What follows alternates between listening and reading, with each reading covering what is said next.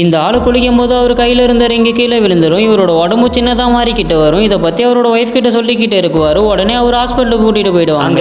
Doctor இவர் உடம்புக்கு எதுவுமே இல்லை, நல்லா தான் இருக்காருன்னு சொல்லிடுவாங்க. இவர் வீட்டுக்கு வந்ததுக்கப்புறம் பார்த்தீங்கன்னா ரொம்பவே குட்டியாக மாறிடுவார். இவர் வீட்டில் இருக்க பூனையால் ஆபத்து வரும்னு சொல்லிட்டு அந்த பூனையும் வெளியே அனுப்பிடுவாங்க. இவரோட பொண்ணை பார்த்தீங்கன்னா ரொம்பவே சோகமாக இருக்கும். இவர் ரொம்பவே டென்ஷனில் கத்திக்கிட்டு இருக்குவார். இருக்க ரொம்பவே குட்டியாக மாறிக்கிட்டு போயிடுவார். இதனால இவங்க வீட்டில் இவங்களுக்கு ஒரு சின்ன வீடு கட்டி கொடுக்குவாங்க. அதுக்குள்ளே இவர் ரொம்பவே சந்தோஷமாக வாழ்ந்துட்டு வருவார். வீட்டுக்குள்ளே இவரோட பொண்ணு பார்த்தீங்கன்னா சின்னதாக ஒரு பொம்மையை வச்சிருக்கோம். அதை வச்சு அவர் ரொம்பவே ஜாலியாக இருக்குவார். இந்த பொண்ணு சந்தோஷத்தில் கத்த ஆரம்பிச்சிருவோம். அந்த சத்தத்தை இவரால் கேட்கவே முடியாது. ஏன்னா இவரோட காதும் சின்னதாக இருக்கும். அதனால அந்த சத்தத்தை இவரால் தாங்கிக்கவே முடியாது. அடுத்த நாள் இவங்க வீட்டில் எல்லாரும் வெளியே போயிருக்காங்க. அந்த நேரம் பார்த்தீங்கன்னா அந்த பூனை உள்ள வந்துடும். அந்த பூனையை பார்த்து இருந்தாலும் ரொம்பவே பயந்து போயிடுவார். உடனே கீழே இருந்து ஒரு ஊசி வச்சு அந்த பூனையை மேட்டிக்கிட்டு வருவார். அந்த பூனை இவர்கிட்ட வந்துகிட்டே இருக்கும். உடனே இந்த ஆள் அந்த ஊசியை கீழே போட்டுட்டு வேகமாக ஓட ஆரம்பிக்குவார். அங்கே இருக்க ஒரு கேப் வழியில் கீழே போயிடுவார். ஆனால் அந்த இடத்துல இருந்து ரொம்பவே கீழே விழுந்துருவார். இவர் குப்பை தொட்டியில் விழுந்தனால இவர் உயிர் தப்பிச்சிருக்குவார். அதுக்கப்புறம் எழுந்து நின்று பார்த்துக்கிட்டு இருக்குவார். இவரோட ஒய்ஃப் அந்த ரூமுக்கு வந்து பார்க்குவா. பார்த்தீங்கன்னா இந்த ஆள் ரொம்பவே சத்தம் போடுவார். ஆனால் அவரோட ஒய்ஃபுக்கு கொஞ்சம் கூட கேட்காது. அதே நேரம் அந்த பூனையை பார்த்துருவாங்க. உடனே அந்த பூனையை வேட்டைக்கிட்டே அவங்க வெளியே போயிடுவாங்க அந்த ரூமை. அதுக்கப்புறம் இந்த ஆள் தப்பிக்கலாம்னு சொல்லிட்டு அந்த படிக்கட்டு கிட்ட போகுவார். இவர் ரொம்பவே குட்டியானதுனால அந்த படிக்கட்டு ரொம்பவே பெருசாக இருக்கும். அதுக்கப்புறம் அங்கே இருக்க ஒரு சாப்பீஸ் எடுத்து இவரோட நேம் அந்த படிக்கட்டு கிட்ட எழுதிக்கிட்டே இருக்குவார். அதுக்கப்புறம் பக்கத்தில் ஒரு அட்டைப்பட்டி இருக்கும். அதுக்குள்ளே போயிட்டு நைட்டு ஃபுல்லாக தூங்கிக்கிட்டு இருக்குவார். இன்னைக்கு நைட்டு இந்த ஆள் சரியாக தூங்கி இருக்கவே மாட்டார். அடுத்த நாள் எழுந்து பார்க்கும்போது ஒரு ஆணி இருக்கும். அதை வச்சு சத்தம் போட்டுக்கிட்டு இருக்குவார். ஆனால் எந்த சத்தமும் வெளியவே கேட்காது. அதே நேரம் அந்த ரூமுக்குள்ள ஒரு ஸ்பைடர் வந்துடும். அந்த ஸ்பைடரை பார்த்தோன்னே இந்த ஆள் ரொம்பவே பயந்து போயிடுவார். மறுபடியும் ஒரு ஊசியை வச்சு குத்த ஆரம்பிக்குவார். ஆனால் அந்த ஸ்பைடர் வேட்டைக்கிட்டே வரும். ஒரு கட்டத்து மேலே அந்த ஸ்பைடர் இந்த ஆளை பிடிச்சிடும். கொள்ளலான்னு வரும்போது பார்த்தீங்கன்னா அந்த ஆள் அந்த ஸ்பைடரை கொண்டுடுவார். ஒன்று போனால் இன்னொன்று வந்துக்கிட்டே தான் இருக்கும். இதனால இந்த ஆள் ரொம்பவே கஷ்டப்பட்டுக்கிட்டு இருக்குவார். இவங்களோட ஃபேமிலி எல்லாருமே இந்த வீட்டை விட்டு காலி பண்ணிட்டு போயிருக்குவாங்க. ஆனால் அது தெரியாமல் இந்த ஆள் ரொம்பவே சத்தம் போட்டுக்கிட்டு இருக்குவார். இவரோட பொண்ணு பார்த்தீங்கன்னா வானத்தில் இருக்க நட்சத்திரத்தை பார்த்துக்கிட்டு இருக்கும். ஏன்னா இவங்க அப்பாவும் அந்த நட்சத்திரத்தை பார்த்துட்டு இருக்குவார். இந்த பொண்ணுக்கு தெரியும். அதுக்கப்புறம் இந்த ரூமை விட்டு இந்த ஆள் வெளியே வந்துடுவார். அப்போ பார்த்தீங்கன்னா ஒரு பட்டாம்பூச்சி பறந்து போய்கிட்டு இருக்கும். அந்த பட்டாம்பூச்சி இவர் பார்த்துக்கிட்டு இருக்குவார்.